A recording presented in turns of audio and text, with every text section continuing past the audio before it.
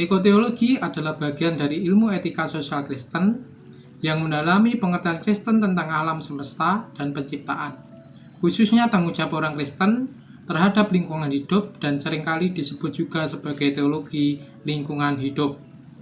Ekologi sendiri berasal dari kata Yunani yaitu oikos yang berarti tempat tinggal, dan teologi berasal dari kata Yunani theos yang berarti ketuhanan. Ekoteologi sendiri adalah hubungan timbal balik antara makhluk hidup dengan lingkungannya yang ada di sekitarnya dengan menghubungkan iman kepada Allah. Ada dua dasar ekoteologi ini, yaitu ekologi yang berarti hubungan timbal balik antara makhluk hidup dengan lingkungannya, dan sedangkan teologi yang berarti ilmu yang mempelajari tentang ketuhanan. Ada salah satu tokoh yaitu Rosemary Radford Reuter yang menulis salah satu buku yaitu yang berjudul Christianity and Ecology, yang kurang lebihnya terdapat suatu pesan yaitu kondisi bumi saat ini sedang tidak baik, bahwa banyaknya pembangunan infrastruktur atas kepentingan ekonomi maupun pribadi tanpa melihat aspek dampak kepada alam itu sendiri, sehingga terjadi banyak sekali pembangunan yang terus-menerus menggeser posisi alam yang seharusnya menjadi sumber kehidupan makhluk hidup yaitu oksigen dan sebagai tempat tinggal flora dan fauna. Manusia adalah makhluk hidup yang berkuasa atas bumi, tetapi di sisi lain manusia harus merawat dan menjaga bumi. Hal ini menjadikan dua hal yang saling berbeda karena manusia dituntut untuk tetap menyeimbangkan kelestarian bumi ini sehingga kehidupan masih terjaga dan teratur.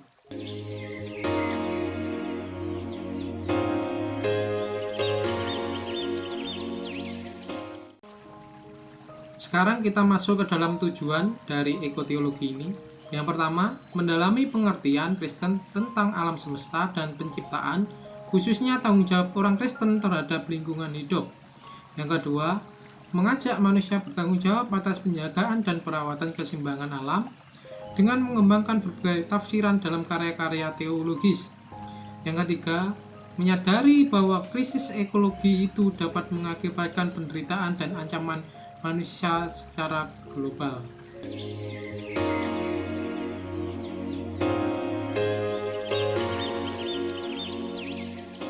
Oke, jadi baik, di sini saya akan menjelaskan mengenai ciri-ciri dari ekoteologis. Nah, ciri yang pertama yaitu ekoteologis memusatkan perhatian utama pada persoalan yang terjadi di alam. Dalam hal ini, persoalan yang terjadi antara makhluk hidup dan alam. Nah, ciri yang kedua yaitu ekoteologi sendiri satu ragam dengan Gotthard yang menjadi unsur penting dalam diskursus teologi. Nah, yang ketiga, ekoteologis merupakan bagian dari etika Kristen. Yang keempat, ekoteologi tidak terpisahkan dari keadilan sosial. Dan yang kelima, ekoteologis memiliki keterikatan yang sangat kuat antara manusia dan alam. Oke, baik, selanjutnya saya akan menjelaskan mengenai masalah teologis yang terdapat pada ekoteologis. Jadi masalah teologis yang terdapat pada ekoteologis ini berpusat pada manusia. Nah, masalah teologis yang pertama yaitu manusia menganggap diri sebagai makhluk yang paling mulia, sehingga mereka beranggapan bahwa mereka mempunyai kuasa penuh terhadap alam. Nah, yang kedua, alam sebagai objek kepentingan manusia. Artinya, manusia menganggap dirinya memiliki hak penuh atas alam, sehingga mereka berhak sesuka hati melakukan apapun terhadap alam, karena yang terpenting adalah mereka dapat memperoleh sumber kehidupan. Nah, yang ketiga, manusia sebagai penyebab kekacauan alam. Yang keempat, manusia lebih berfokus pada alam daripada ke Allah sang pencipta.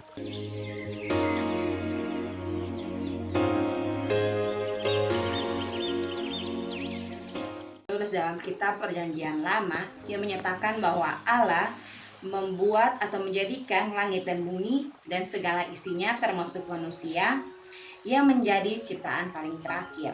Dengan kata lain, manusia mempunyai keterikatan dan juga kesatuan dengan ciptaan alam yang lainnya, seperti contohnya adalah lingkungan. Oleh karena itulah, sebagai manusia yang memiliki citra Allah, harus mampu memanfaatkan serta merawat lingkungan atau alam tersebut sebagai tanda atau bukti ketaatan kepada Allah. Juga beberapa pandangan kekristenan terhadap lingkungan yang berkembang di ekoteologi. Yang pertama adalah dunia ini milik Allah berdasarkan Mazmur 24 ayat 1 yang mengatakan Tuhanlah yang mempunyai bumi serta segala isinya dan dunia serta yang di dalamnya. Dan di dalam kitab Ayub 41 ayat 2 mengatakan, siapakah yang menghadapi aku yang kuberikan dari selamat? Apa yang ada di seluruh kolong langit adalah kepunyaanku. Nah, kita dapat mengambil kesimpulan bahwa Allah adalah pemilik seluruh tanah, pohon, binatang, dan juga tambang maupun itu hewan di pegunungan. Sebab dialah yang mempunyai, dialah sang pencipta.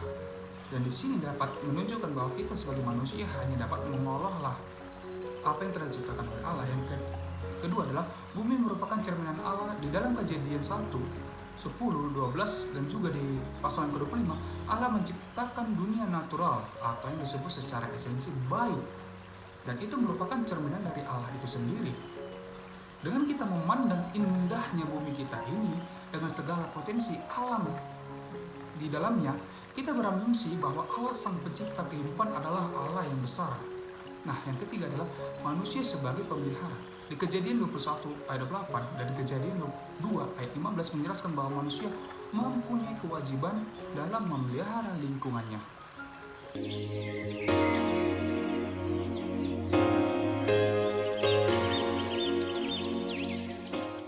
Relevansi teologi ekologi. Teologi kekristenan menjadi dasar pandangan negatif terhadap pandangan spiritual lingkungan, yang dimana memiliki kecenderungan ekologis yang sangat kuat dan menjadi sumber yang penting dalam membangun spiritualitas lingkungan. Serta relevansinya yaitu menjadi penentu kedudukan aktualisasi terhadap isu-isu lingkungan.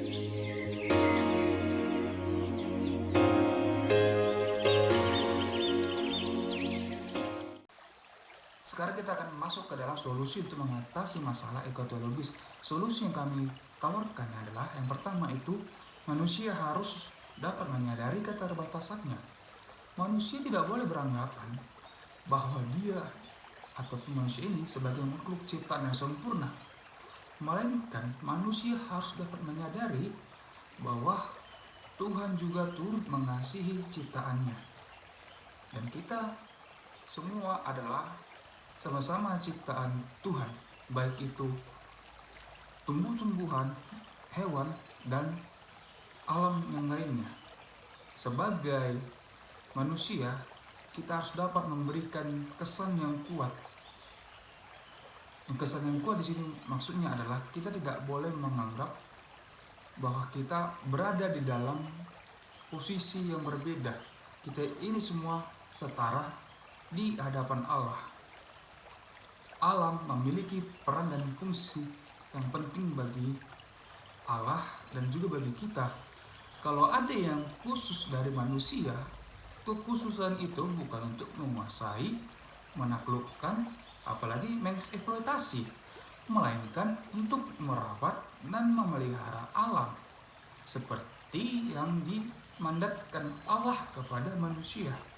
Nah, yang kedua adalah menghilangkan rasa egois atau lebih mementingkan kepentingan pribadi, contohnya dengan cara merusak alam untuk menambah harta pribadi ataupun sebuah tujuan ingin mencapai dia inginkan, dia rela melakukan apa saja untuk kesenangan pribadi ataupun kelompoknya, contoh menebang hutan dan kerusakan alam lainnya. Dan ketiga adalah manusia harus memiliki kesadaran untuk menempatkan alam sebagai ciptaan, jadi bukan sebagai Allah, karena yang menciptakan alam adalah Allah, bukan alam sendiri. Nah, 4, manusia harus memiliki kesadaran untuk merawat dan memelihara alam sehingga tidak terjadi kerusakan terhadap alam. Contohnya sangat sederhana sekali. Kita dapat memulainya dari diri kita sendiri. Contoh yang pertama adalah kita harus membuang sampah pada tempatnya. Jangan membuang sampah sembarangan, apalagi ke sungai ataupun ke parit. Itu akan menjadi sebuah permasalahan yang sangat besar ke kemudian hari jika kita akan mengalami hujan, pasti akan terjadi banjir. Nah, yang kedua adalah kita dapat melakukan reboisasi. Ya, reboisasi bukan berarti harus berskala besar. Kita juga bisa dapat melakukan reboisasi berskala kecil dengan mulai cara menanam pohon di sekitar kita. Dengan begitu kita juga akan menambah ataupun turut membantu untuk menjaga keseimbangan alam.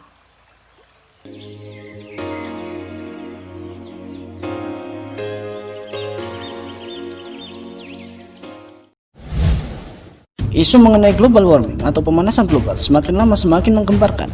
Setiap harinya, para ilmuwan selalu membagikan data tentang bagaimana kondisi cuaca berubah di beberapa negara di dunia. Salah satunya adalah tentang lebih cepatnya musim semi menghampiri negara tertentu. Juga tentang bagaimana es di kutub semakin lama semakin mencair. Indonesia yang merupakan salah satu negara yang terletak di wilayah Khatulistiwa juga tak bisa lepas dari dampak pemanasan global ini. Terlebih lagi karena beberapa kali Indonesia disebut sebagai penyumbang semakin parahnya kasus tersebut. Dan berikut ini adalah 3 dampak pemanasan global yang lambat laun akan dihadapi negara kita ini. Kehilangan 2000 pulau kecil.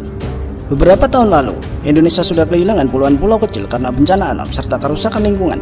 Ada sekitar 4 pulau Indonesia yang dinyatakan hilang sebagai dampak dari terjadinya tsunami Aceh beberapa tahun silam. Juga ada sekitar 20 pulau yang tenggelam di daerah Kepulauan Seribu karena eksploitasi yang dilakukan di sana. Para ilmuwan internasional memprediksi bahwa pada tahun 2030, Indonesia akan kehilangan 2000 pulaunya. Menurut laporan dari LSM Internasional, negara kita akan menjadi salah satu negara yang terkena dampak besar dari adanya pemanasan global. Oleh karena itu, sebisa mungkin pemerintah harus menemukan cara mengatasinya. Perubahan cuaca. Jika kondisi udara sudah memanas, maka musim yang ada juga ikut terpengaruh. Kita semua pasti tahu bahwa negara tropis hanya memiliki 2 jenis musim, yaitu musim hujan dan musim panas. Yang mana kedua musim tersebut masing-masing berlangsung selama sekitar 6 bulan setiap tahunnya. Jika pemanasan global menjadi semakin parah, otomatis perubahan iklim pasti terjadi secara global di seluruh dunia. Untuk Indonesia, korbannya adalah musim hujan yang akan berlangsung lebih cepat dari biasanya. Kita hanya punya waktu beberapa bulan untuk bermain hujan, selebihnya akan terpapar panas. Isu global warming dan pemanasan global memang bukan merupakan sesuatu yang remeh. Sadar atau tidak, hal ini bisa menyebabkan kekacauan besar di lingkungan sebuah negara. Dan jika kita hanya membiarkan begitu saja, maka bersiaplah bergelut dengan segala kekacauan yang ada. Udara akan memanas. Banyak sekali negara asing yang menuduh Indonesia menyumbang emisi gas buang terbanyak setelah Amerika dan Cina. Hal itu disebabkan adanya pembakaran lahan hutan setiap tahunnya untuk digantikan dengan lahan kelapa sawit. Jika hal ini terus terjadi, maka udara di negara ini sudah jauh dari kata aman dan nyaman. Berdasarkan beberapa jurnal ilmiah yang diterbitkan, pada tahun 2030 nanti, temperatur udara di Indonesia akan naik mencapai 0,8 derajat Celcius. Bisa dibayangkan, saat ini saja beberapa daerah yang dilewati garis khatulistiwa sudah menjadi sangat panas. Bagaimana jika temperatur beberapa tahun lagi malah membuat keadaan semakin memburuk?